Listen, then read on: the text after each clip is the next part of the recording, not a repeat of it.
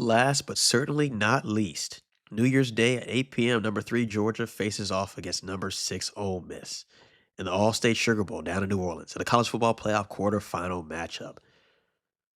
It's a rematch of a game earlier this season down in Athens that Georgia won. As far as Ole Miss is concerned, this will be Pete Golding's second game as a college football head coach. He got his first win overall against Tulane a couple weeks ago in the first round. The biggest concern for Ole Miss, to me, is their defense. Their offense is great. Trinidad Chambers does what he does. We know the offense has been explosive. Trinidad Chambers is a great leader, and when things break down, we know he can do things with his legs as well. And he looked great a couple weeks ago against Tulane without Lane Kiffin, so I expect them to be firing on all cylinders. But their defense right now is the area of biggest concern for me. And I say that because against Tulane a couple weeks ago, they gave up 300 plus yards passing.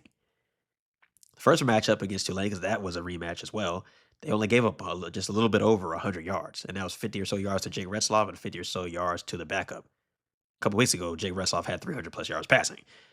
So if Ole Miss is going to do that against Georgia, it's going to be a long day for them. So their defense absolutely has to step up. Now, on the other side, Georgia, they have looked really good week after week after week throughout the season. They have progressed so much from where they were to start the season off to where they are now. And we saw that in a dominant win against Alabama in the SEC Championship. Gunnar Stockton has a much better command of the offense. We know he knows what he's doing. He can do stuff with his legs as well, and he's really, really explosive. Get out of the outside of the pocket as well. He can make those plays. The big thing for me, as far as Georgia's concerned, is their defense. They look like they finally have a pass rush. Their secondary is playing well. Ellis Robinson looks like a lockdown corner, and I think they are to be feared right now. And I honestly think Georgia's going to absolutely manhandle Ole Miss.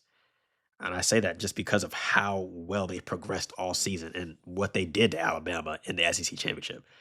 And I think they're gonna make it rough on Trinidad Chambers much more than he did in the original matchup because they weren't where they were. They did not look like what they look like now. And I think Georgia's gonna handle business. My final score prediction: Georgia 42, Ole Miss 24. Georgia advances in the college football playoff in a dominant fashion against Ole Miss.